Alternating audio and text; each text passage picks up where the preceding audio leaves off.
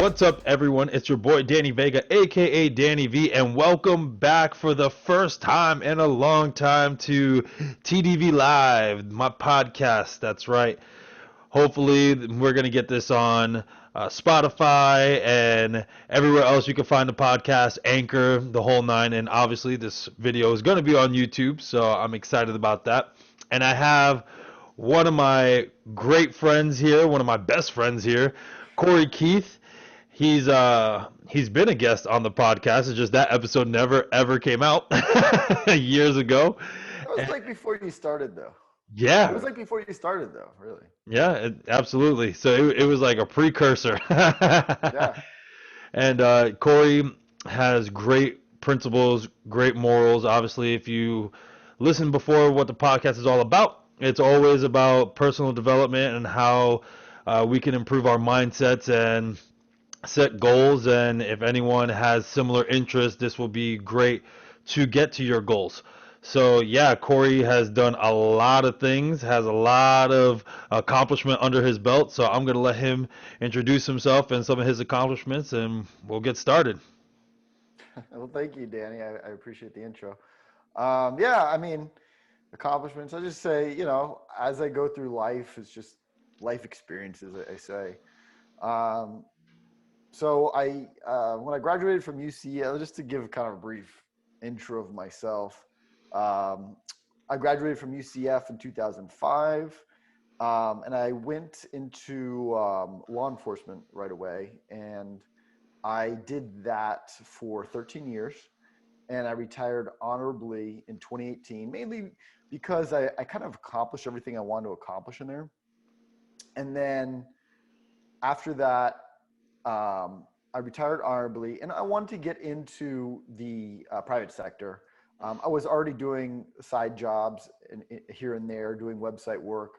I went in and actually in that year transition, I worked for a software company, and I did sales. It was a very small software company, about 10 people, and I did sales.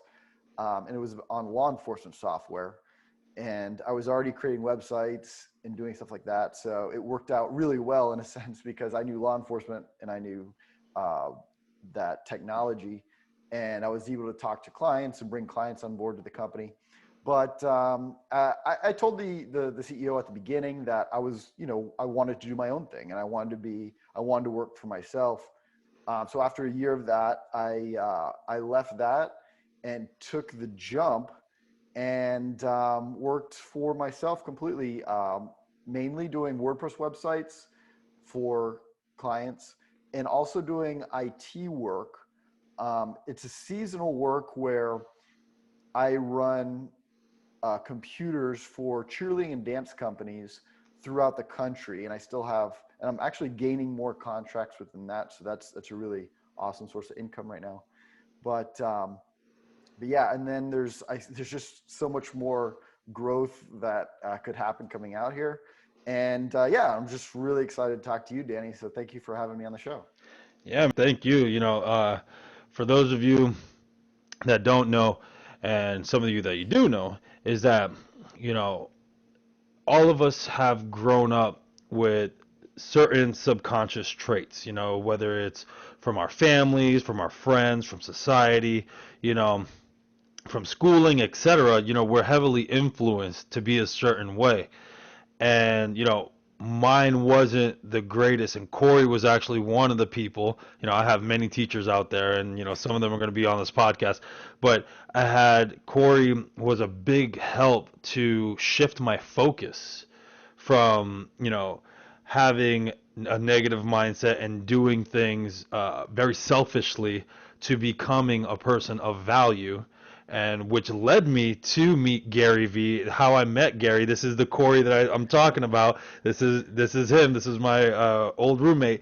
He got me that opportunity because of that mind shift change, and um, because of him and his values, I was able to network with some of my friends that got me my auto show job, and it was all because of having these principles and these skills. So, I'm very excited to share a lot with you guys, and I really think this is going to be really great. So, Cory, you mentioned that you were in law enforcement. Correct. If I'm not mistaken, so was your dad, correct? It's like a Yes. family thing.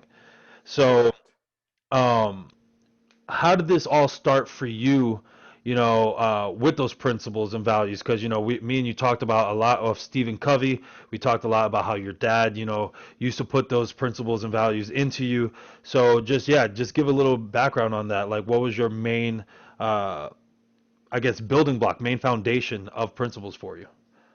Yeah, I mean, obviously, both my parents, my mother and father, were really strong foundations in my life, and I'm very grateful for that. Um, but yeah, I mean, a few things. We always lived growing up like below our means. We didn't even have like cable TV. We just, had the bare minimum that we needed. And, my dad and my parents, they saved a lot of that money. I lived in the same house for 18 years. It was like a nice house, subdivision, suburbs, and down in Miami. And yeah, so he instilled in me first, like, always think about the future. Always think about the future. Like he was talking to me about retirement accounts when I got my first job as a bag boy at Publix supermarket here. Yeah. Damn. Yeah, he was like, "Oh, you have earned income? Okay, let's figure out how to start a Roth IRA for you." Wow. At that age. So he's always thinking, like, instilled in me to think about the future, think about where I'm going, what I want to do, what I want to accomplish. Um, so yeah, I mean, I really looked up to my father, and he was a law enforcement officer, like you mentioned before, and that was always in the back of my head. I did really get involved in computers. I started programming in middle school, and I liked that as well. Um, so I actually, went to school for programming and everything, and then after, it was actually 9/11 that changed that. It was my first year in college, and I decided to switch from computer science major to criminal justice major. And law enforcement was a very stable job, and it was a job also that I liked because I could really do stuff to help people. Like that was my main goal with it. It was like I want to get in there, and I want to make a difference, and I don't need to make a lot of money or anything like that. And so that's literally why I got into law enforcement. But after doing it for so long, I realized I wanted to do other stuff. I realized there was guys in there that were being that were their whole 30 years they were doing law enforcement. I realized I wanted to do other stuff. But yeah, just to answer your question, my both my parents really instilled in me to think about the future and do what's best for your future self. My dad would always say that. He would say, pay yourself first. And I realized later on that what that really means is pay your future self first instead of your now self. Yeah. So yeah, that really helped me. That's really interesting that you say that, because I know we had this discussion before, but it's always funny how when you grow and you rehear a story, it's like reading a book. When you grow, you reread the book, you're like, I got it now. It's like that aha moment, like Oprah says. But you You're in know, a different place. It's like you're in a yeah. different place every time you read it or watch a movie or a story. Yeah. Exactly. You always see it from a different perspective. It's amazing, the human experience. But one thing that you were saying that hey, your dad was saying, I was listening because I listen to audiobooks or I read a lot of books, is that in the marshmallow test, in the book, they were saying how the uh, the having the impulse to have it now versus future self. And what's really cool is that it tells you basically in a nutshell, for you guys that want to read it, please go read it. It's a phenomenal, or audiobook, it's a phenomenal book. They were saying how balance is really the key, because there are certain times that you do have to be in the now, because a lot of people in society right now, when it's too much future, obviously that's why people are having breakdowns and stuff like that, because they're not enjoying themselves now. But then on the other hand, you have people that enjoy themselves way too much and they don't have anything to show for it. So they were showing how having a balance of both, is really the key. But I feel now more than ever that the future self, a lot of people are not doing. You know what I mean? Like a lot of people are not doing it properly. So, in your eyes, in your life, how were you able to basically, like the other book, Think Fast and Think Slow, how were you able to manage that? How were you able to manage, like, yes, save for future self and, prepare for the future because I know you have incredible, nice things, you have a lot to show for it, but you know how to enjoy yourself in the moment too as well. So, give the crowd, the viewers, a little bit of tips about that. Yeah, I mean, one thing to do in order to, I guess, first of all, it starts with, a lot of it starts with money in a sense. Like if you have money, you're going to be, more secure kind of in the position that you are. Because if you have something to eat every day and you don't have to worry about eating or putting a roof over your head, that first sets you up for success a lot. So the first thing that I did was automatically withdraw from whenever I got a paycheck. I would have it auto draw and go to a savings account automatically. So you don't even think about that money. That money's gone. You don't even miss it. I mean, it's just gone. And I looked at that as that's not my money anymore. What's in my checking account? That's how much I have right now. And um, I would buy stuff or food for the week or budget based on that amount of money and not amount of money I totally have. So that's I guess the first concept. And then the second one is where are you going? That's another huge concept in a sense. Everybody. Well, I'm not going to judge and just say everybody, but a lot of people they're just thinking about the immediate future and what they're going to do for the immediate future, and you have to in a way. And definitely, there's that duality that you were Mm-hmm. talking about, where the now versus the future. Um, but yeah, like I was always cognizant of where am I going now, in a sense of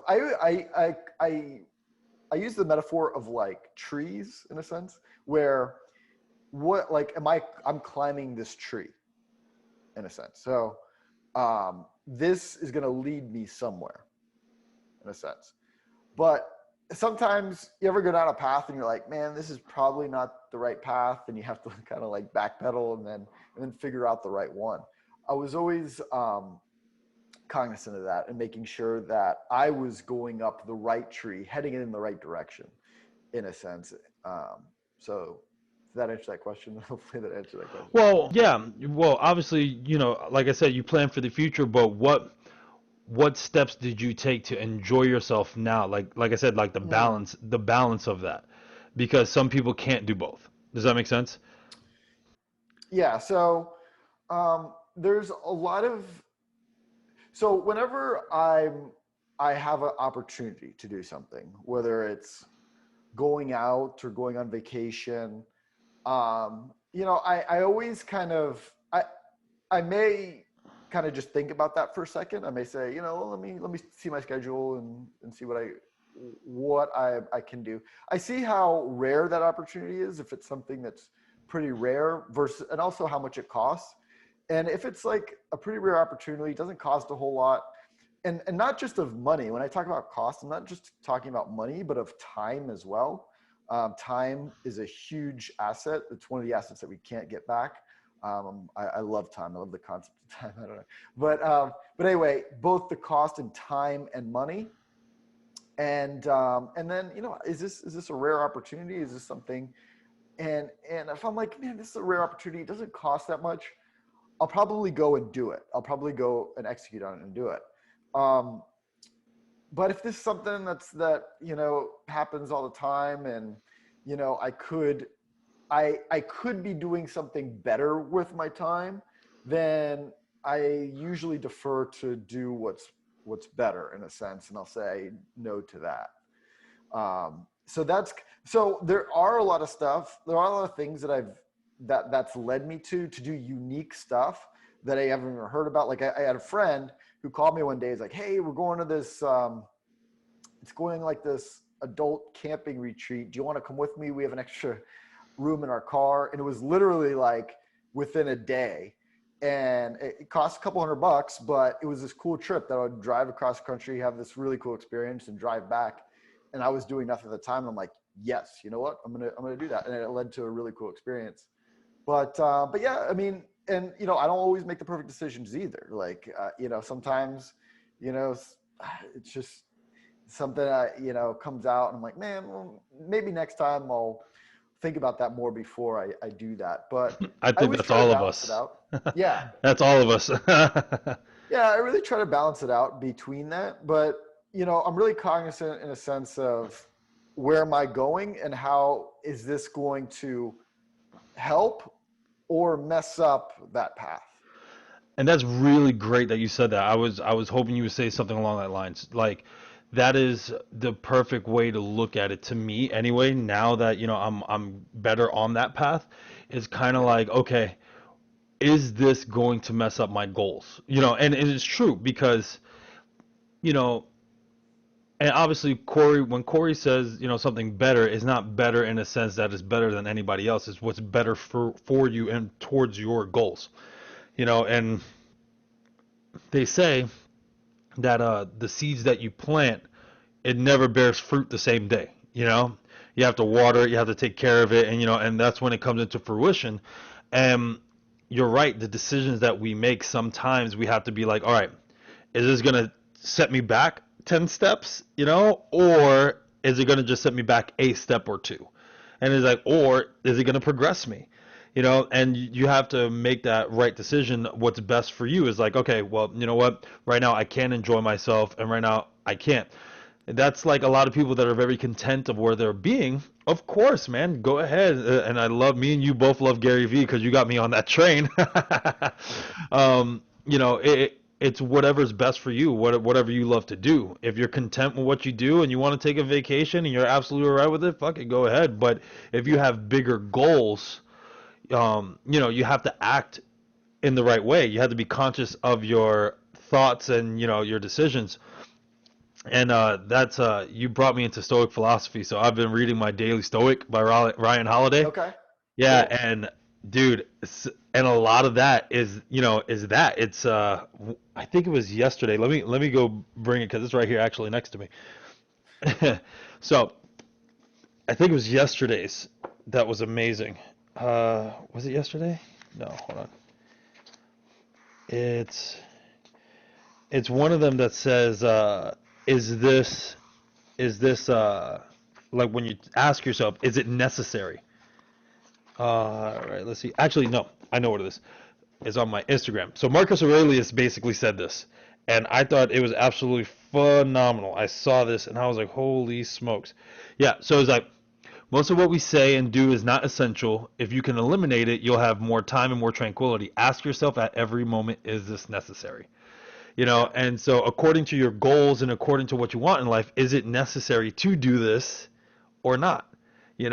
I'm guilty. Like I told you earlier, I'm guilty sometimes that I will be on Facebook a little longer than I should be. There's sometimes that, I'm not very political, but sometimes I get caught in that political rabbit hole, when an article comes out and I'm like, what am I doing? This is not where my focus should be, you Yeah. know?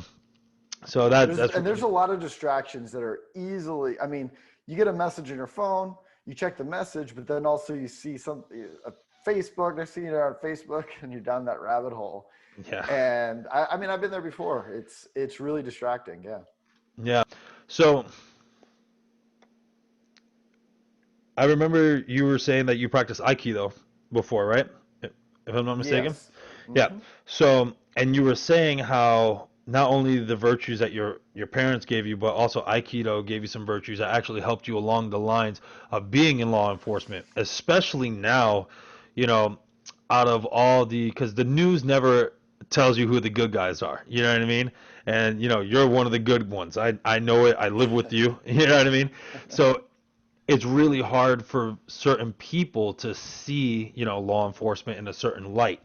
But for me, how did your virtues actually, play that part? Because a lot of these stories that you see is like people that don't have that. So how did you end up, making sure that was always on your mind? Yeah, I mean, one thing I learned, and it really opened my eyes. There was a guy. He put out this book. I'm forgetting his name, but it's called Verbal Judo. Mm. And in a sense, it's using and actually, Aikido was derived from judo, Mhm. jujitsu, and some other martial art. Which I'm missing there, but Aikido is very new. It's like I think it was literally created like in the 60s, 1960s, and um, and yeah, so this guy, he practiced judo, and he wrote this book called Verbal Judo. And he was a law enforcement officer as well for 10 years. He retired and he became a professor after that, teaching this type of stuff. And he talked about how you're using your principles kind of in that space in the real world. So the the to break it down as easily as I can, it's you're literally setting people up for success. Like when you come into an interaction with somebody, it doesn't matter what type of interaction it is. If you're prepared for that interaction, and if you're willing to help take that person through the process and guide them through the process, then most of the time, not all the time, but most of the time, that will help. That will really, really help, and you'll lead to a successful outcome in a sense. Um, so, do you want me to get into that just a little bit, like what it looks like in practical terms? Yeah, yeah. And also, Corey, Yeah, um, yeah, Aikido was a little older than that.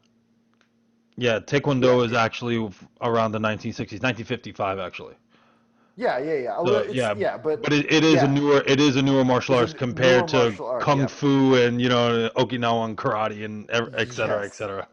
Yeah, it was I created just in the wanted to make 20th sure the century. viewers know, so you guys don't like that guy doesn't know what he's talking about. Yeah, it was made in the 20th century. I can say that. Yeah, there you go. That's awesome. It was a Mid choice. 20th century, around there. I love it. Yeah. So um, so getting to it. Okay, so we were talking about like practical terms, Yeah. how you could practically take that in there. So one of the concepts of Aikido, and not just Aikido, I think a lot of other martial arts, is of energy. That energy is being brought towards you. And in Aikido, it's actual physical energy, like somebody's physically actually coming at you. And there's a few ways to deal with it. You could either you could stand in the way and not do anything about it. You could attack that energy. Um, and most people kind of see those are like your two options. Like you could either not do anything about it or you could attack it. And think about that like in a argument that you have with somebody. You're either going to ignore it, right, or you're going to attack it.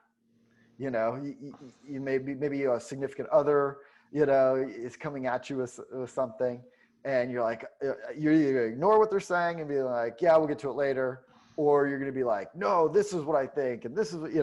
So those, a lot of times we think like those are the only two options. So in Aikido, it taught me to the energy that's coming at you, don't ignore it. You could address it, but in a sense, you could step aside. You could take yourself and step aside while you're addressing it and redirect the energy around you. And then that could be to the ground, or that could be around your back, to a toss, and toss that person out. And what's interesting about it in Aikido is you're not worried about the outcome. I'm not worried about the outcome because the energy in itself, the intensity of the energy in itself will determine the outcome itself. So if they're just coming at you a little bit and you redirect, that might just direct them a different direction. But if they're coming at you really hard and really aggressively, then when you redirect, it could fling them off into the other direction. So that's the concept of Aikido. Now, how do you bring that into terms of everyday talk? So for example, one way to practical application of this is, say I'm like in the street and somebody comes up to me and is talking to me really loudly and really fast that you can't understand. I'm like, oh, I'm glad you're here, blah, blah, blah, blah. And they're worked up. Instead of responding to that energy right away, you could say something like, hey, I can't listen to you. I'm just having trouble listening to you while, you're really worked up. Would you mind, taking a seat? And then we could talk about this.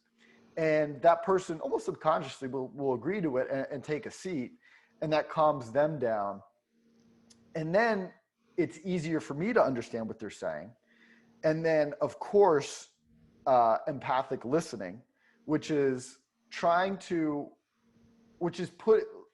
putting yourself in the shoes of the other person. So you're trying to understand it as the other person, not as yourself, but as the other person. You're trying to understand what they're trying to tell you is. So a lot of times what that looks like is you're re-asking what this person is telling you. So a lot of times I would say something like, so what you're trying to tell me is somebody is in an argument with you, or you're disagreeing with what somebody's saying. And a lot of times they'll say, well, they're disagreeing with what I'm saying because I'm not doing what they're telling me to do. And so I'm saying, okay, so you're in disagreement because they're telling you what to do and you don't like that. And then they go, this magical moment appears where they go, yes, exactly. And when you get to that, that's like almost an understanding between you two. And then it's easier for someone to come up with a solution. And it doesn't have to be your solution. It could be their solution. But maybe once they hear it from you, then that just qualifies them to say, you know what, that is the right decision. And so I almost, like when I was in law enforcement, I almost looked at it that way, not as the solution maker, but as a guide to helping that person find their own solution. Yeah, which is incredible because sometimes when we're in a position of power, we end up forgetting that, or like you said, just that even not in a position of power, sometimes even with our spouses or whatever, we get into defensive mode. You know what I mean? Correct. We get into very defensive, and and trying to defend your ego. Like, oh no, and then all of a sudden you start attacking the person. I'm glad that you use that analogy of of Aikido. A lot of what you've said before, personally to me, great lessons was, I hear you. That's a phenomenal way, be like, I hear you, and then, using words that are very not, attacking, but taking responsibility. I think a lot of people, for their ego, they can't take responsibility for certain things because they automatically assume that taking responsibility means it's your fault.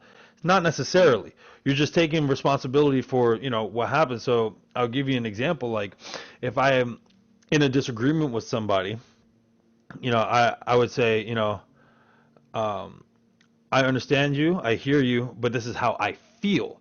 Not you're like this, dot, dot, dot, dot, dot, dot, dot. It's like, this is how I feel. Or, Paul would say, our mutual friend Paul would say, this is how it occurs to me.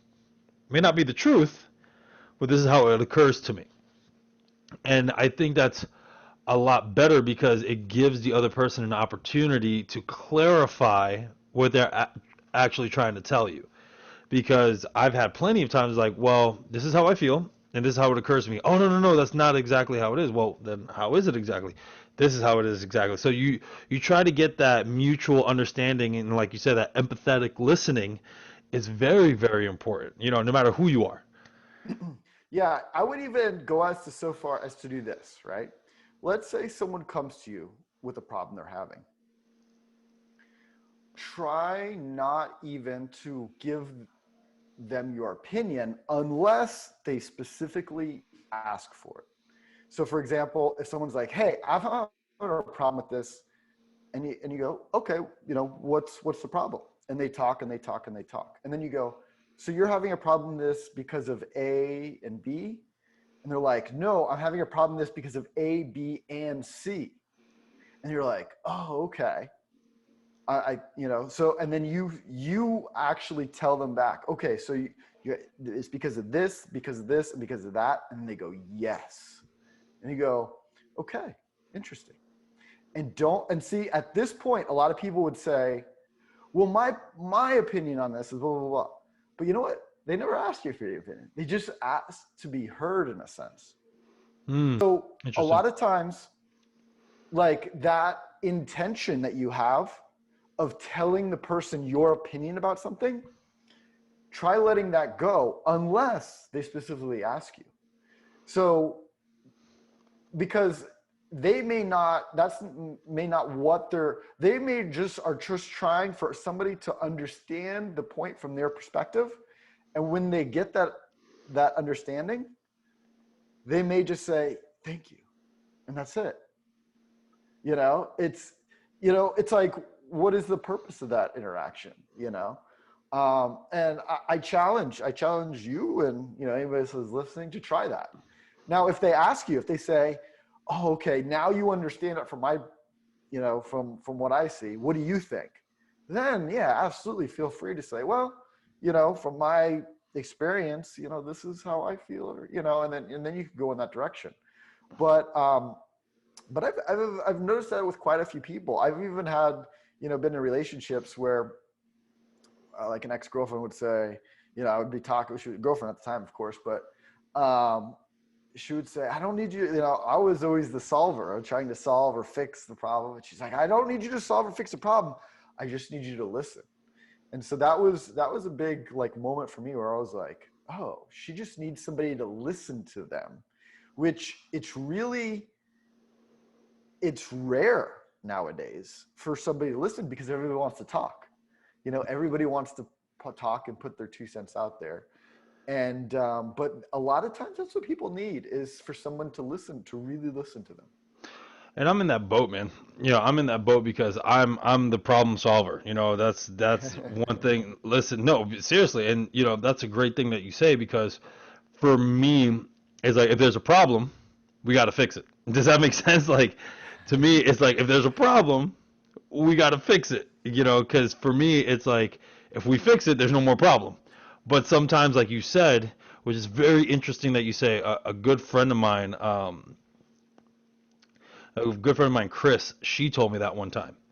So, it's not the Chris that we know. There's another friend of mine that I used to work with at Universal, and we were hanging out one time, and she was telling me, which is it's so funny that you say it like that, because now it's like, oh shoot, and now like it's bringing me back, is that she had an issue, and then her dad was like the problem solver, like how I am, and it's kind of like, oh, you need to do this, you need to do that, you need that. And she's like, I don't need you to tell me. All I need you is just to listen. She's like, I just need a moment. And in her eyes, which is incredible, like, she needed a moment to just like reflect, decompress, all that jazz.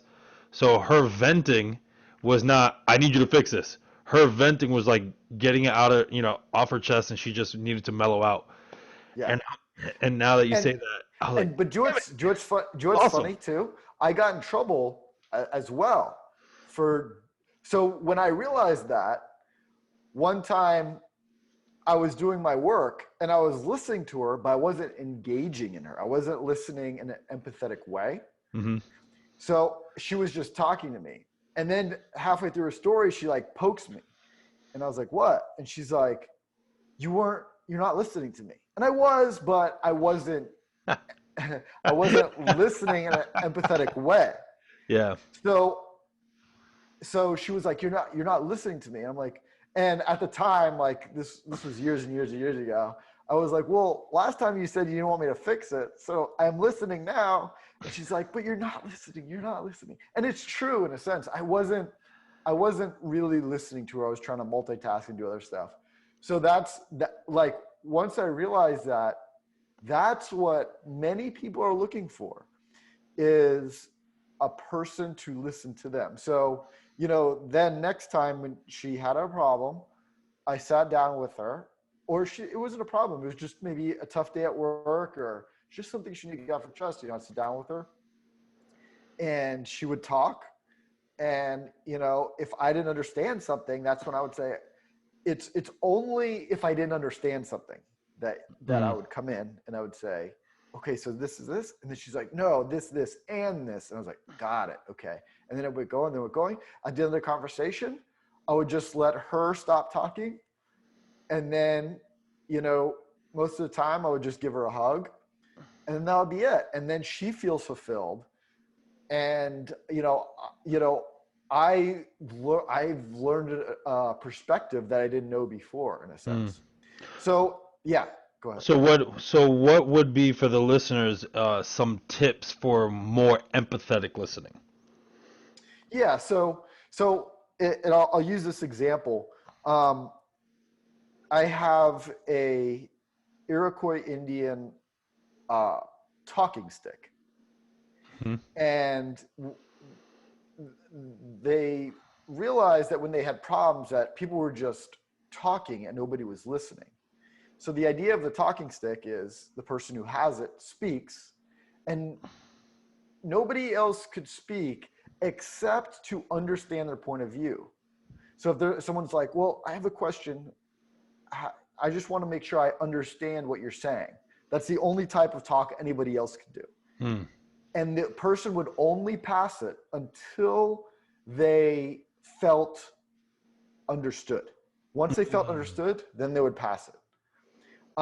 So when you're listening, in a sense, you can't just obviously not engage. This is what I'm talking about between not engaging, just not doing anything, and engaging, but engaging empathetically. So you want to ask those questions. If you don't understand what the person is saying, or maybe got lost in their story, ask that question. Say, hey, I just want to make sure I understand what you're saying, and go back to that. And when you say that, people are like, oh, they're listening to me. So they're going to stop talking. And you're like, oh, they're listening and want to engage with you more, most of the time. So, only interrupt if you need that. And then all you're trying to do, the only intention that you have, is to understand from their point of view. Just think of that. I'm just trying to understand from their point of view. I'm not here to give my opinion. I'm not even here to give my response, unless they want it. If they want it and are asking me for that, then definitely, I'll step up. Or sometimes if you can't tell if somebody wants your opinion or not, I would ask. I would say, would you like my opinion on this, or not? And a lot of times people are like, well, I just need somebody to listen to me. And then understand that that's all they need, and say, okay. So that's another thing. So how can someone, for the listeners, how can someone end the conversation properly? Because like you said, sometimes you don't need to engage, sometimes you don't need to say anything. So is it best just to leave it alone and walk away, or what would be your closing line of the conversation, properly? So Or if you're do they need one? That's what I'm trying to exactly say. Yeah. exactly and that's the thing. Like, if you have an intention of, I want to end this conversation or argument, then you're probably not in the correct listening space. So one thing too, and I'll bring this up as well, is in order to have a great conversation with somebody, is each person has to agree that this is the time to do it, in a sense. So maybe it's not a good time for you. So you need to let that person know, in a sense of, hey, listen, I think what you have to say is really important, and I want to listen to you, but I can't right now at this moment. I do want to take the time and listen to you, but I can't right now at this moment. Can we have this conversation later? Now, you always have to think about priority, right? What if a house is on fire and you're saying, I can't have this conversation right now? So I always like to add, in law enforcement, this is where I got in law enforcement, is when somebody comes to you and really wants to talk to you, I need to talk to you about something. I love this question to ask. If you're super busy, say, hey, is it an emergency? I'm really busy right now. Is it an emergency? Because if it's an emergency, they'll say yes. Yes, I need it.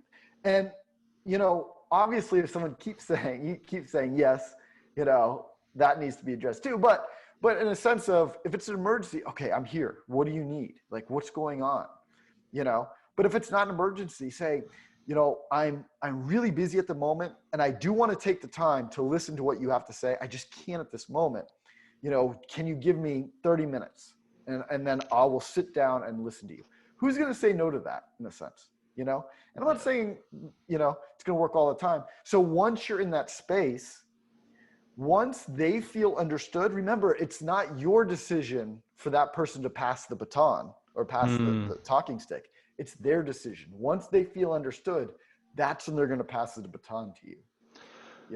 Yeah, that's really interesting because that's great. That's great for even my own ego. You know what I mean? To be like, oh, I really don't have to say shit. You know what I mean? Like, because no, like I told you, I always want to fix something, and not necessarily everything has to be fixed. So I think for that personally, um, one thing I do, and it's absolutely, sometimes I do it very well. Sometimes I'm not gonna lie, I don't make the best decisions, but if someone tries to talk to me, like my girlfriend or somebody, and I'm really upset, I won't talk to them. I tell them flat out, I'm like, I can't talk right now.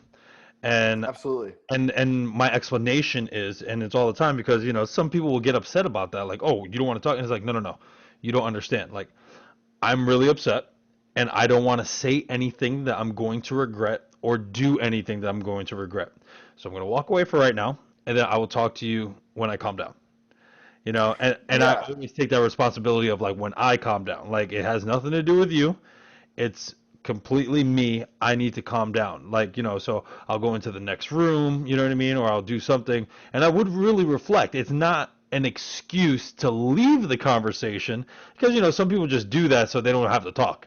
But for me, it's like, I really do have to calm down. I really do have to take what this person has to say into perspective, because they may be right. I may be absolutely wrong, and that's okay. And I think for us humans, sometimes we hate to be wrong, and that's a big deal for me. Like, it's like, all right, for me, I'm like, I know most likely that is a 50-50 chance. So that's a high number. There's a 50-50 chance that I might be wrong. And so I do have to sit down and reflect. And now, if I don't think I'm wrong, when we have the conversation, I can say how I feel and present it or whatever. But if I am wrong, the conversation is, listen, you're right, and I'm sorry. I take full responsibility, whatever the subject of the matter may be. And then, to move on, and not to say that to move on, but to legit grow from that experience, so that the next time it could, be avoided. Yeah. Yeah. And one thing also, there are like words that, because the idea is to get that person in a state where they want to talk to you, or they, because obviously they have something to tell you. Imagine saying something to that person that wants to tell you something, and then you say something like, well, you're not going to understand me, Yeah, that or you're not going to understand. or Like, calm down. that's going to make them angry. Yeah. So like, even like, I don't know if you, like, even when you were saying there, you said, you don't understand. Like, even phrases like that, kind of pull those out, because like, when you say you don't understand, like, it's like I cannot understand what you say. Like, so it's more of a subconscious thing than a conscious thing. Yeah. Um, but I only use phrases like that if someone's pushing. Does that make sense? Like, I will say, no, honestly, like, I'm not gonna lie to you. That's why I said I'm not 100% perfect. It's that, if I'm telling you, like, hey, yeah, now's not the time. I have to calm down, yada yada. And like, well, I need to talk now. It's kind of like how you said about the fire thing, you know, like the fire's in here. For me, it's like there's a fire in here. I need to douse it out first before I can talk to you. So if someone like I said, I would try. I'm not 100% for everyone. I would try as best as I can to be like, hey, Yeah. I don't think you're hearing me clearly. You know, like this is Well, it. okay, but see But that I don't think you're hearing me. maybe Yeah, you got a exactly. better way. Maybe you got a better way. Yeah, Tell me. because this is like, okay, so when that's energy coming at you, right? In Yeah. Aikido, that's somebody coming at you saying, you know, I want to talk to you.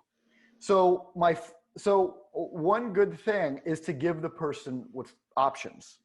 Okay. So they're already coming at you with that energy. I want to talk to you. So my first question is it an emergency? That's an option. Hmm. Or it's not an emergency. That's the other option, right?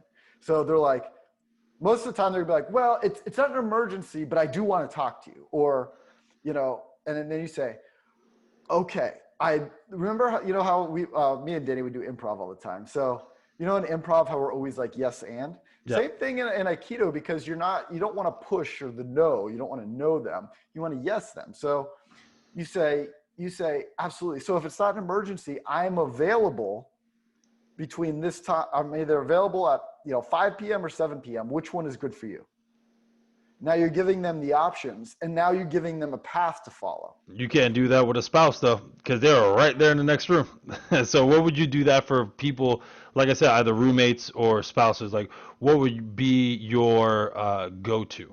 Yeah. So remember how I said you want to set up the whole conversation for success Hmm. from the beginning? Hmm. So if somebody's doing something like that to you and not respecting what you've set up, what first of all, if they're like, I need to talk to you and I need to talk to you right away, and you can't break away from that, you could listen to them and then give them options as they're talking.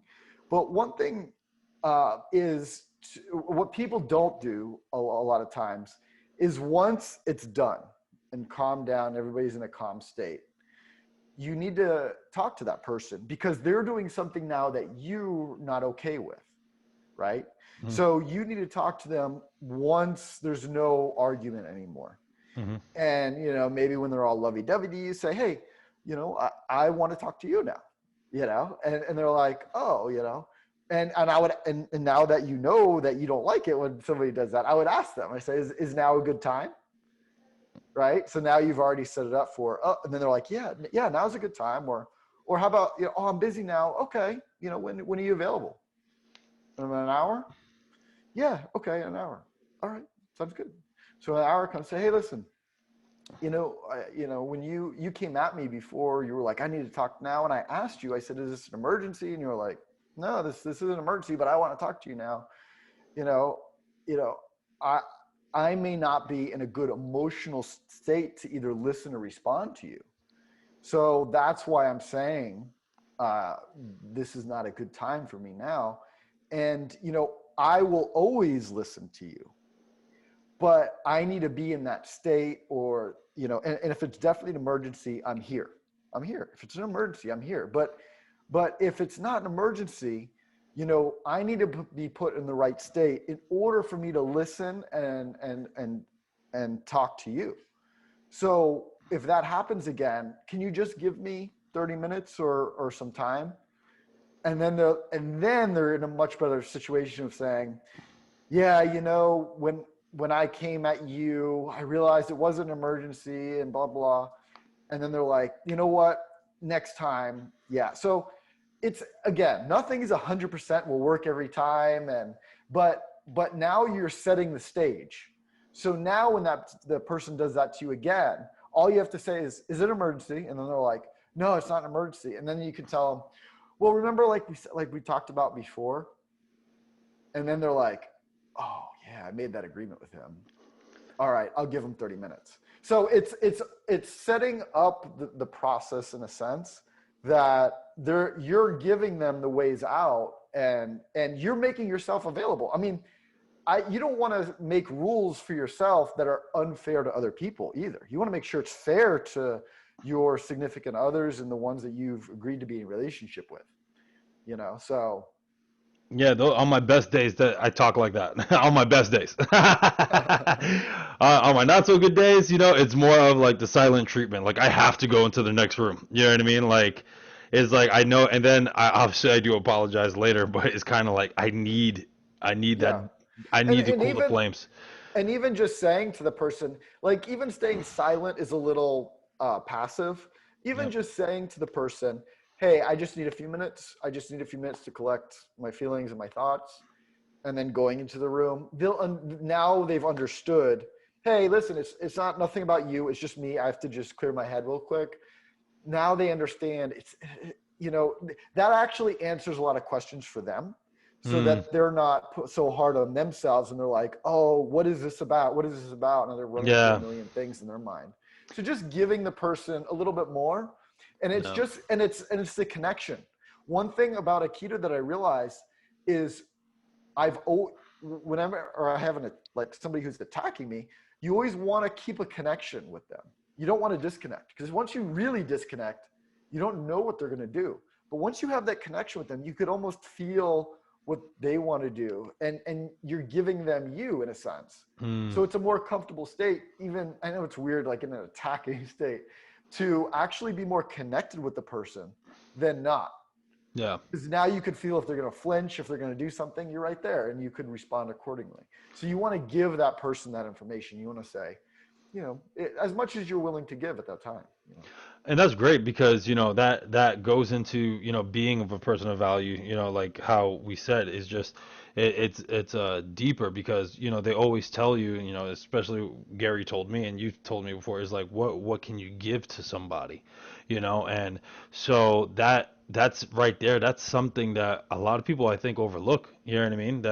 That's a in a space of giving, of just doing small simple things like that. Simple doesn't mean easy, but simple that that you said that. So that's incredible, man. So what would you say were your main principles just in life? I know as a human we always have everlasting change with our principles, because we're change is inevitable because we grow as we get older, or different perspectives of mind shifts. So what would you say has been the most prominent one that stood with you, and what are your principles right now that influence your perception? That's a really good question. And it's funny because, like years and years, I like wrote them down, and then, but over time, they change and they modify based on amount of situations that you come up with. But like that structure that we've been talking about is kind of sets me up for anything that comes at me in life, in a sense. Now I have a structure of what I'm going to do if energy comes at me in a weird or different way. So for example, like, um, I'm going to hold myself at the standards that I define for myself. So there's a lot of people out there, and some people say, well, I'm going to hold myself to a higher standard. And I don't like that phrase, because now you're saying, well, I live in a higher standard than anybody I meet. And maybe that's not the intention of that phrase, but I don't like to think of that I hold myself at any higher standard than anybody else, because there's other people that have different standards for themselves. So I like to say I hold myself at the standards that I define for myself. Um, so in this, and it's almost like a fluid process as opposed to a defined statement. So again, it's like, as the most basic sense, like, it has that the energy that comes at me, I'm going to be able to handle it and make the other person feel better, in a sense. Well, not feel better, but I'm going to be able to handle anything that comes at me in a way where it makes the other person feel comfortable and good and respected as well, in a sense. And, you know, so I know that kind of is like not the best answer for you. You know, like it's not actually like written statements in a sense. But that's how I view it in a way. So I don't have to like remember statements, you know, and don't get me wrong, that's really good to set a standard for yourself in words, kind of like how America has the Constitution. We all, in a way, should have a constitution for ourselves, you know, how we are going to act and behave in certain situations. And this is a fluid thing. It's an ongoing thing that you keep redefining for yourself, because maybe there's a situation you haven't been in before and you're like, oh, I need, you know, something happened and I didn't like how it turned out. You know, how could I have made that situation better for everybody, not just me, but for everybody in a way? Could I have handled that a little bit better? Could I have done something different? And in a sense, the actions they form once you have that structure for yourself. In a sense, it seems like many people just, they don't know the structure. They don't have any structure that they've set for themselves, and not everybody, but there's a lot of people that don't have that, and they tend to form it by different interactions, and mine as well is formed by different interactions, but I tend to be very careful of changing it quickly, in a sense. I think about that and say, should I have done something different? Was there another option? Was there something that I should have said? Because don't get me wrong, I make snap decisions. I say things and then I'm like, oh, maybe I shouldn't have said that, you know, and you do. And the key is just not making the same mistakes over and over again. But just in your mind, if something happens that you're not okay with the outcome, go over it. Take time to say, you know, what could have been a better option. And I know, like, you do this a lot. You know, Paul, me and Paul talk, and we do the same thing. You know, we say, you know, this happened. Could we have handled that better? You know, what could we have done differently? So you want to make sure that that's in your process as well. And that is kind of the principles, is re-examining your principles and making sure that this is like, and not to be, you never want to say like, I'm never going to do this, I'm never going to do that, because you always want to re-examine yourself in a way. So if I'm understanding correctly, all in all, with everything that was said, empathy and reflection is basically two big ones for you. Yes. I get that correct? Yes. Yes. out of See, now I've gained something out of that, because I didn't hear, in a sense, everything that I said, but you did, right? Yeah. And then you reflected that back at me, which I'm appreciative for, because that really consolidated it into words. Thank you. Empathy and reflection obviously are two big ones for you, you know, after how you thoroughly explained that, and you explained it very well. So that, would you say those two, especially because you were explaining with law enforcement, that is the right mindset to be in, rather than into a place of power? So how do you feel that also plays into what you do now within, you know, sales and going ahead and, you know, selling programming? Because that could be a little stressful too, with the you know, miscommunication and whatnot. So how do you think that plays a part in it as well? Because some salesmen just want to get the sale. You know, they're like, oh, do whatever you can to get the sale, you know, rather than actually caring for somebody.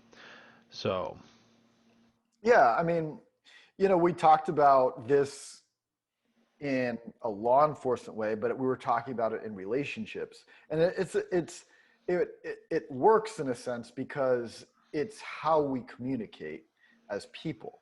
It's not, specific for this industry or that industry.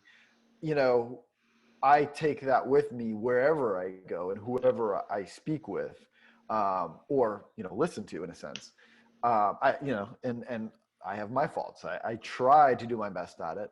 Um, so, so yeah, in the terms of sales and everything, when I'm going to networking places and talking to different people, I try to remember all this stuff to take with me, in a sense, so that when I'm speaking with somebody, I have to remind myself. I'm like, all right, I gotta make sure I'm listening to what this person is saying. I gotta make sure that I'm doing that. And what happens is, when you connect with people, it's almost rare in this day and age, where everyone wants to be heard. Nobody, I don't say nobody, but it's not a lot of people are saying, oh, I want to just listen to what somebody has to say. But we tend to do that a lot. And what's great, even with podcasts and audiobooks, that forces us to listen. It forces you to position. You can't interact with the speaker.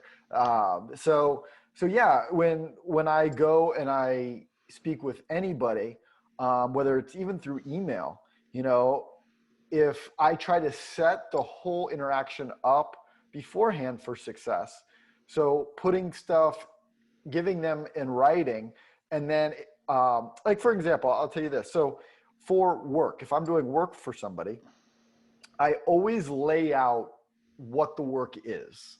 Even if it doesn't have to be a contract, even like an invoice, I lay out what the work is going to be. And then I always ask the person up front that in order to start this work, I do require a down payment. I was actually just talking to my buddy Daniel about this. And what that does is it sets up the expectation up front, and it gives us a path now, me and the client, a path. So for example, when they give me money, now they're expecting something in return. And so I give that path. I say, okay, on this date, we're going to have all this done for you. And I follow through. Of course, you have to follow through with all that. But let's say the client is like, oh, and I need you to do something else. So if I didn't ask for payment up front and set this all up, a lot of times, you, as the person that's creating the work, you feel slighted in a sense, because you're like, okay, it's just something else small, so I'll do this for that person. And then sometimes it happens again, and it happens again. Next thing you know, you're doing a lot more work for the same price that you said in the beginning. So, but if you all set up for success in the beginning, when someone comes at me and says, hey, I need you to do this as well, I simply say, oh, okay, no problem. I can do that for you. It is outside the scope of the contract that we agreed upon, but I can do that extra work for you for another $200 or whatever it costs. So now I've set up the paths already. Like, if it's outside the scope, then sure, this was the scope. We have that in writing. You saw it, I saw it. And now this is the direction that we could go in if, I do need more payment. So it's almost like a path that not only your clients will follow, but you can follow as well. It sets you up for success as well as your clients and everything else. So if I'm understanding correctly, basically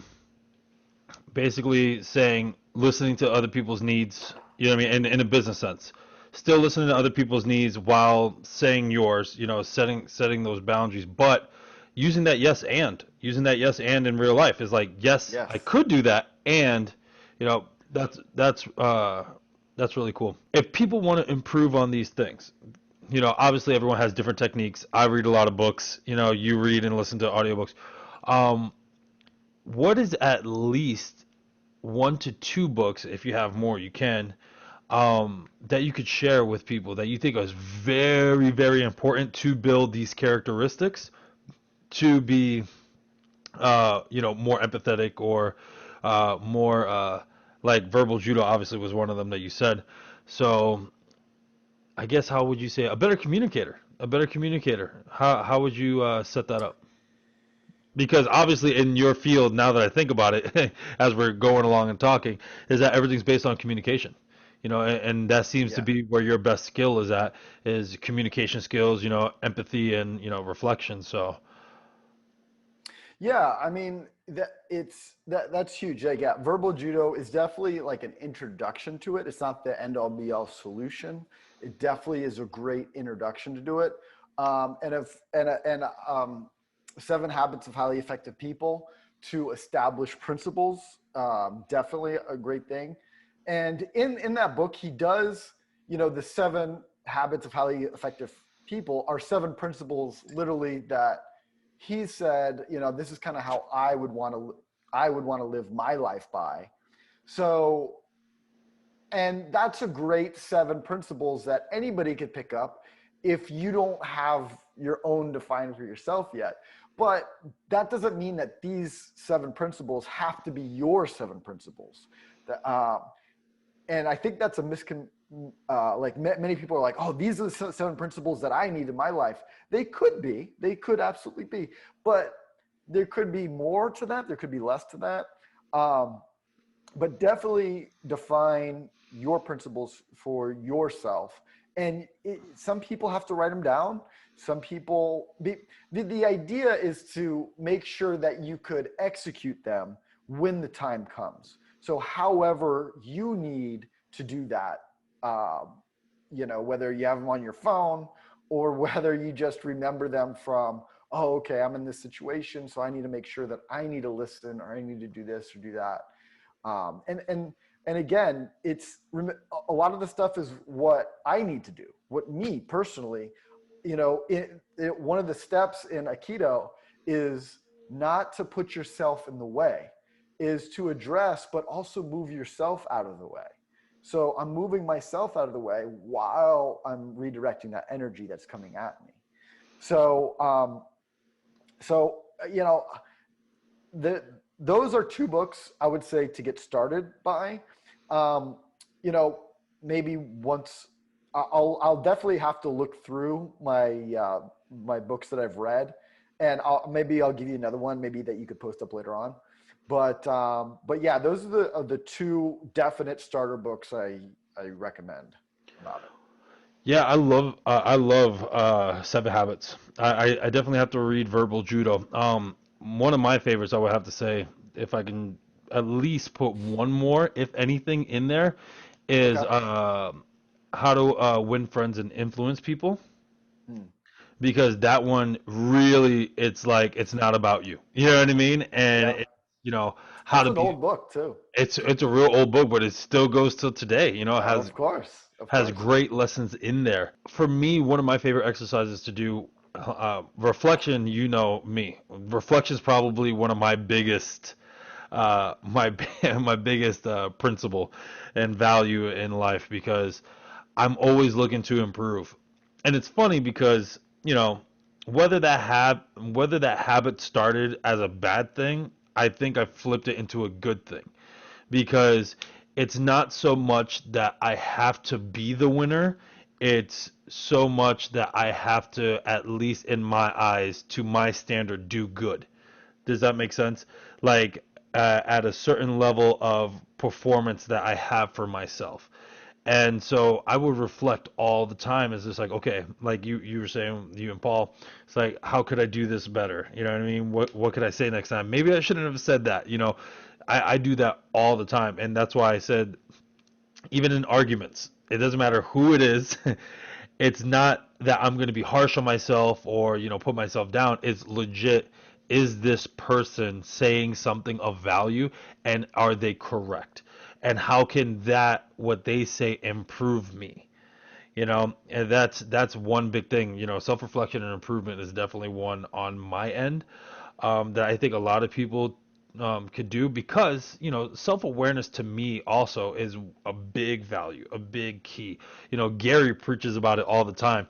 And what's funny is, though, is that I had all these lessons through martial arts myself, or through Paul. And personal development is just a lot of self-awareness. I think it's so funny because I'm not religious, but I know by studying religions, there's certain things that pop into your head that you're like, oh yeah, that's definitely one. One of my favorites is, you're looking at the splinter in someone else's eye while you have a log sticking out of your own. You know, Mm. it's in the Bible. It's something along the lines. I'm paraphrasing, obviously. So please, for all of you that are like, that's not the real goal. I'm paraphrasing, but in the Bible that said that. You know what I mean? And again, I'm not religious. I'm not, preaching or anything, but some stories, from whatever religions or whatever, are really, really valuable. And that's one that, stuck in my head because it's kind of like, oh, shoot, here we are making these judgments on other people and how they live their lives when we're not, having the self awareness. And it goes into stoicism too, because, me and you talk about stoicism a lot, and Yeah. they're very reflective on what. Yeah. And also it's, I also I'm hearing a lot of absolutes. You talk in a lot of times absolutes like right, wrong, correct, if that's correct, if that's not correct. And I I do, but find it's flexible. Does that make sense? It's what's right in my head as of now, but perception always changes. mm, That's okay. that's how it is. Like obviously I could use better verbiage. You're absolutely correct. I could use better verbiage myself, but for me, nothing is in permanence, if that Hmm. makes sense. So Yeah. what may be right today may not be right tomorrow in my eyes. You know, Obviously you have to have a foundation of a fundamentally right and wrong. I'm not saying that. You know what I mean? I'm not like, Yeah. oh, it's wrong to kill people. Then tomorrow, like I'll say, oh, never mind. It's not that. It's just that what's right for me now, as in a Hmm. perception point of view, may be able to shift because I do have that flexibility in myself to be like, oh, okay, I didn't um I didn't think of it from that perspective. I didn't think of it in that way, if that makes sense. Yeah, and that's the thing. Like even if somebody is has the completely different views that I have about something or something that I've, well, that's not right. Sometimes like go the extra mile with that person and try to understand. Like, oh, that's what you believe. Okay, is there a reason why you believe that way? How did you come to that conclusion? And like, and you don't have to do it all the time, but go down the rabbit hole with that person and see what they have to say, because a lot of times, you know it from my experience, I had to deal with a lot of people who had different like political views, religious views from me, but I would not just discard them just because they had different views or what I consider maybe right or wrong. I would the more I worked in law enforcement, the more I realized that there was a lot of nuances to things, that you had to be careful of falling in these traps of like, this is the right way and this is the wrong way. And, even, you think people that are doing the wrong thing, and then you talk about them, and then you're like, man, if I was in this person's shoes, I could see why maybe I wouldn't take that option, but I could see why they would, you know. Oh, absolutely. Absolutely. And that's actually, I live my life that way. I don't know if you know that because, we hung around each other a lot. But honestly, like, that's why Yeah. I told you I do have that flexibility because to me, just because something's right for me doesn't make it right for somebody else. Yeah. It's the same thing, the same concept of martial arts. I grew up with my master who was very open to do many different martial arts, even before it was popular to do that. Yeah. Martial arts traditionally is you have one style, you have one master, you don't do multiple forms. It was very frowned upon, actually, you know. But now it's more acceptable. The reason being is because, certain people can kick a certain way and it may not be the right way for somebody else. So, like in Taekwondo, when you chamber your sidekick, you chamber with your knee completely up to your waist in, and then you strike out. While in karate, they chamber lower and kick out with their sidekick. So it's two different chambers. One is not necessarily wrong than the other. It's just two Yeah. different ways of doing things. And Yeah. so that's, since I grew up in that way, that's why I've always, had that open mind for that. So, I think Yeah. that's really interesting that you say that, because a lot of people need to do that more. I believe, you know what I mean? It doesn't necessarily, whatever. Don't listen to me. I don't know what I'm talking about, but it's, I listen to you, Danny. oh, thank you. But no, seriously, like, I really do believe that, because what's really funny is as a martial arts instructor myself, like, when I taught many years with my students, it's funny, you can even learn things from children. You're like, oh shoot, I never even thought of that like that, and they're kids. I grew up in my family is just like, I'm the adult, you're the child. That's how I was talked to when I was younger. But Yeah. as an instructor, that really opened my eyes that, sometimes children, off the top of their head, boom, and you're like, oh shoot, I didn't even think of it like that. You're thinking of a million different ways like what it could be, and the kid's like, well, what about this? And you're like, you're a genius. you I know? know kids are so creative, and they don't have the they weren't experienced the world yet, and like when you grow up and become an adult, you're used to certain things happening the way they are, and then a kid comes and they just have a whole new perspective on everything. They're super creative. You and I have gone on the what is it, Paul's class, where we do improv together, and the kids are just really, really creative because they don't have the limitations that kind of ingrained in our brains over the years. Yeah, it's really awesome. Yeah, you're right. So, uh, do you stand by, which I do, but do you stand by who you hang around with the most influences you the most? And if so, how can someone, because we all know other people's way of doing things, like Gary and other people, what they say, but I'm asking you personally as Cory Keith, Yeah. what do you feel that someone should do if they feel like someone that they hang out with is not in the direction that they want to go? So You, how would you, handle that situation? Yeah, I just want to make sure you were finished with that question. But Yeah. yeah, it's funny because I was just reflecting on this question. Of course, I was listening to a podcast with Gary Vee and Tony Robbins, and they were There you go. talking about this is the same thing. And what I thought about when they were talking about that was like, yes, but you know what's great about this time more than ever? Like, think about if we didn't have the internet or anything, you literally had to find, 5 people that, if you wanted to step up, that were, that to help you get to the next level, you had to find that company. Now, what you can do is you could go online and buy a book, download a free podcast, listen to something on YouTube, and you have that mentor in your ear already. And so I absolutely believe that. And it helps me all the time because I ebb and flow with productivity in a sense. Some days I'm not as productive and I'm like, man, I should have been more productive. I should have done this, should have done that. So when I get in that space, what I do is I find the leaders that I want to follow at that specific time. And I listen to what they're saying or doing, and you automatically have a mentor in a sense that you could connect to right from the internet that starts feeding you this information. So for an example, I was listening to that podcast the other day because I was doing chores, and it because I have to get motivated to do chores around the house and do stuff and clean up and do that. And what I do is I listen to my Gary or whoever, and I'll put them in my ear. Tim Ferriss, another great one that I put in, and he talks about productivity and what he does. And it's not even what the content is, what he's saying, but literally how he's saying it. It's like, man, this guy is organized and to the point, and it made me want to be more organized and to the point. So I get in the state of, it helps, like I start cleaning up, and I'll start cleaning my room just because that voice is in my ear. And it doesn't even matter if what he's saying I take in, I make that happen. It just puts me in that state or that mood.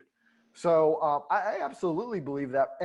But what's great is you don't have to have just 5 people in your life. You can have many more people in your life. But not, again, I wouldn't overdo it, of course. It would really get a crowded space. But yeah, just be sure to, there always could be that one person that's dragging you down too. Um, and, hey, let's go out tonight and tomorrow night. Let's do this, let's do that. Next thing you know, you're not getting anything done because you're going out all the time. you know, Maybe it's good to cut that person off, or not completely cut that person off. Just say, hey, I'm just gonna do stuff for a little while, so unfortunately I can't go out, and stick to the people that are going to help you achieve your goals. I absolutely believe in that. Nice. So, as we get closer to wrapping up, give us some tips that you would do personally for your personal goals. Like, what would you do? Would you write them down? Would you just, like you said, would you just listen to a podcast? What do you do personally that has given you your success already? Yeah, one thing that I struggle with is sometimes I have too many goals. I start thinking of all these different ideas, and then I have too many, and then if some not working out, I change them. So I try to stick with one or two, from for to and to get where I'm going with that one or two next goal or step. Um, so for me, I don't really need to write them down. Now I have before. I have like a vision board. I've done vision boarding before. I have a whiteboard. I've written a lot of stuff down on a whiteboard. Mainly more to stay organized, but usually the goals, they're clear and in my head, and not to get cluttered with them. I try to cut them down to only, okay, this is what I'm going to focus on. And I have to remind myself, a lot of times what I'll do is if I'm drifting too far in one, I'll like close all the windows of my browser and just be like, okay, I just need to focus on this. And I have to convince myself to get focused. But once I do that, it's almost like the momentum keeps me going through that. And then I'm like, and then my brain's like, yes, okay. And then next thing you'll know, I'll really be into that goal. I just did that before I talked to you. I had to make a phone call, important phone call, and I realized I haven't done it all day. So I switched gears and I closed all my browsers. And then I started just physically putting up the document that I needed to, just started typing it out. And then my brain took over and was like, yes, yes, yes, yes, yes. And then it helped me achieve that goal for today. And that was the only goal I had for today. Not cluttering your day up with too many goals. Like So three max. prioritization, huh? So Yeah. basically, okay. Like, I mean, think about it. Like in a day, what do you get done? Like if I could go to bed and say I've done one, two, maybe three, that's a really successful day. Even if it's just one, like that's a really successful day if I completed one of my daily goals. Like, so I kind of break it down too. I'm like, okay, this day I need to complete this. This week I need to complete this. And then usually I have longer term goals on top of that, like that are more like a couple months out. Hmm. But that's how I kind of picture it in my head. I'm like, okay, today, this week, and then it could be a month to 2 or 3 months out. Cool. So for me personally, what I've been doing lately, like I said, it's thanks to the influence of you and Paul and everybody else, is that for me personally, I've been writing down. I've noticed that I'm very free spirited. So if I'm like, whatever, I don't get anything done because you know me, I'm very creative. So like you said, when there's too much going on, I'm like, I want to do this, I want to do this, and then I want an ice cream bar for my father and give me the back to change. Thank you, Mr. Ice Cream. Like I'm just like all out there. But what I've been doing is lately, the planner that I have, I've been block scheduling, and I used to hate it, man. I'm talking about when I was first introduced to that. I was like, I don't like that. I don't like the schedule. I want to be, you know, have my freedom. But then what's funny is that scheduling does allow you to get that freedom because you get stuff done and then it frees you up Yeah. to do the things that you want to do. Yeah. But that's daily and weekly. So how would you go about long-term goals? Yeah. I mean, that's a great question. You know, I see long-term goals as like I see myself. If you think of like this is probably the best metaphor to look at it. I look at myself as like a big ship in the ocean, right? And you know, you can't really just turn a big ship really quickly. You have to say, okay, I'm going to go there. You have to make the turn, and then you have to hold it, and then wait till the ship slowly like turns in that direction. That's how I view my long-term goals. Is I'm like, okay, that's how I start actually my short-term goals by thinking about my long-term goals first. Hmm. And I say, okay, this is my long-term goal, and this is where I'm at. For example, like leaving law enforcement, that was this huge, disruption in my life. Obviously, like how am I going to make money? Where am I going to go? Like all these questions, all these objections in my head. I had to talk with several different people in order for me to start turning the ship in that direction. And then I had to build up to one day I was able to put in my 2 weeks notice and leave and be successful at it. So that like I'm like, it's funny because in life, like I'm always like, yeah, I've made those goals and I turned and went in that direction. But it's just uh, one thing I would say too is understanding who you are and what you really like and want out of life. Because if your long-term goal isn't something that you really want or like out of life, you're never going to get there because you're never going to want to start going in that direction.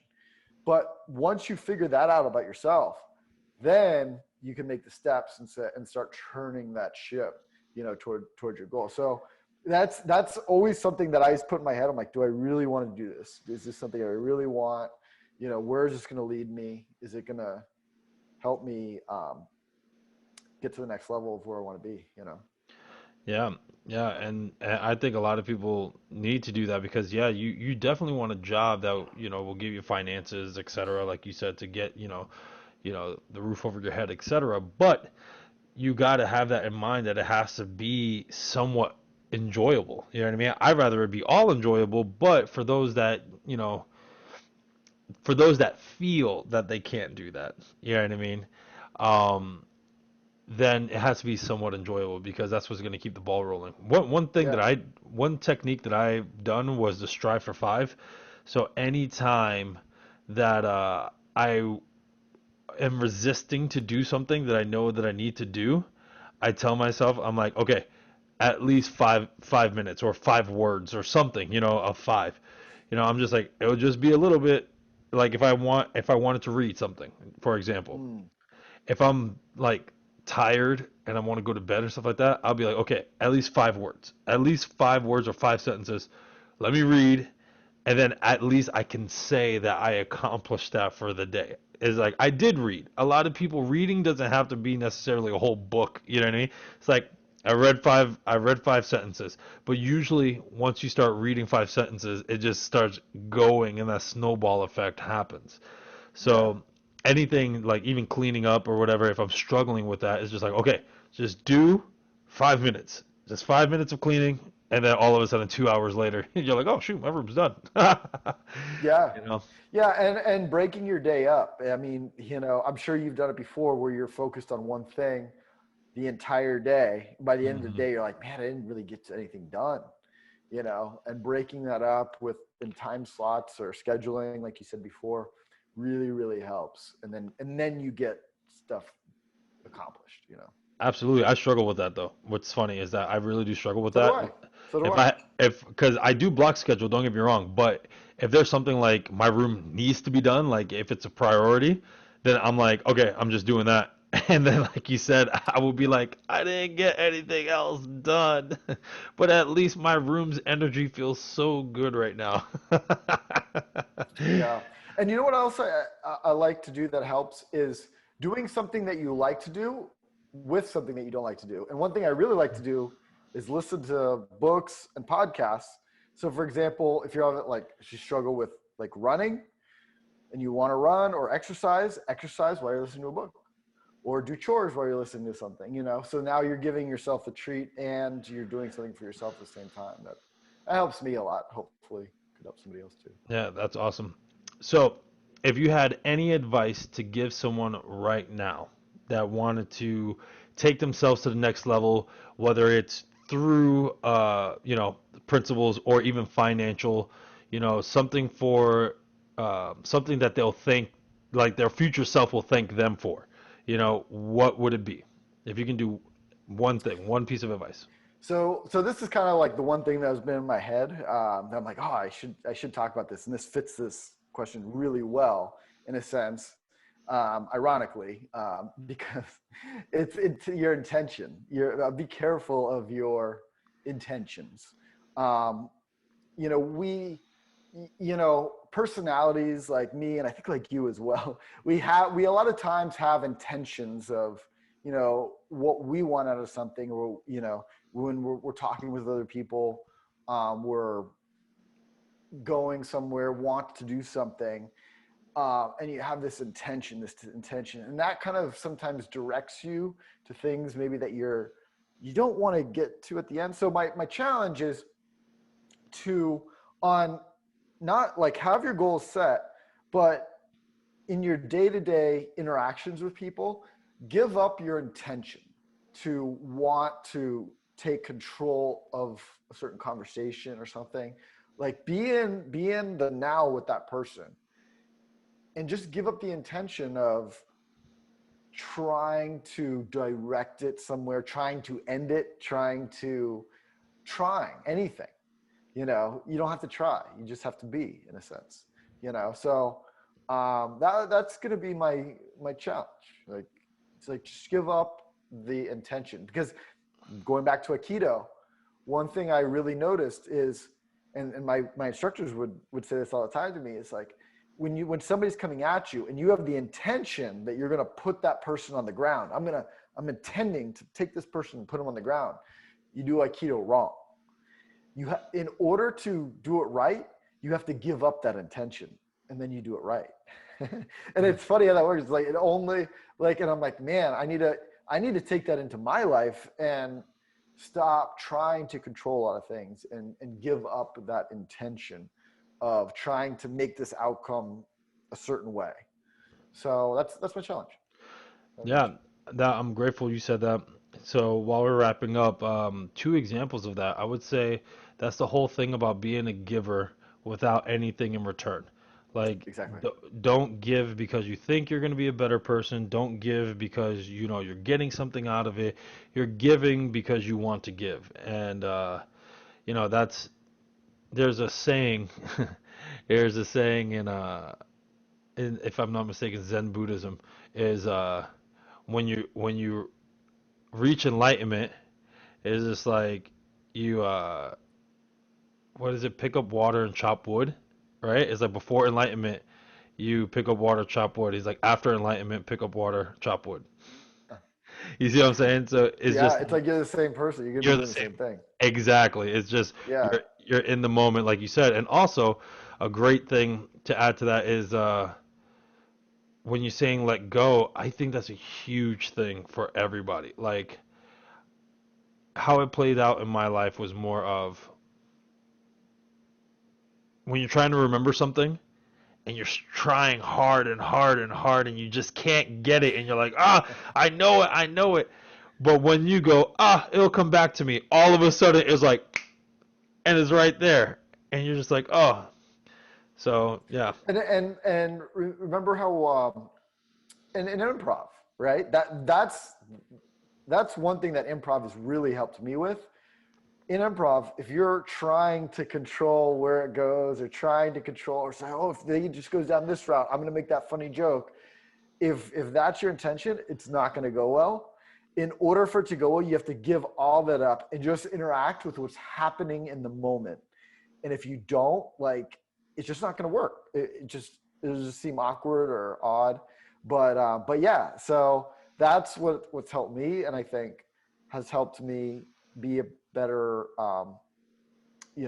speaker and conversationalist as well. And I've always struggled with that my whole life too. So and stuff like this helps me. So I want to thank you, Danny, Oh, for helping me. well, thanks for being on, Corey. I really do appreciate it. Yep. So we're out of time, ladies and gentlemen. Cory Keith. Amazing stuff today, Cory. Thank you so much. And I hope you viewers out there got a lot out of this as much as we got out of it. So, yeah, if you like this episode, just remember to like and subscribe everywhere. And Cory, yeah, tell everyone where they could find you and Yeah. promote all your So stuff. yeah. So this is my thing. So what I'll do is, it's funny. I'm not very active on social media, but if somebody wants to connect with me directly, you could actually just schedule an appointment to talk to me right on my website, and that is thirdoakpro.com/Cory, Cory. So Third Oak Pro, THIRDOAKPRO.com/Cory, and I spell it Cory. And it'll bring up my schedule, and you could actually just schedule at a time to talk with me, and I'll take time to speak with anybody who wants to talk. That's awesome. Cory Keith, ladies and gentlemen. So thank you guys. Love you. Be safe. We'll talk to you soon. Peace.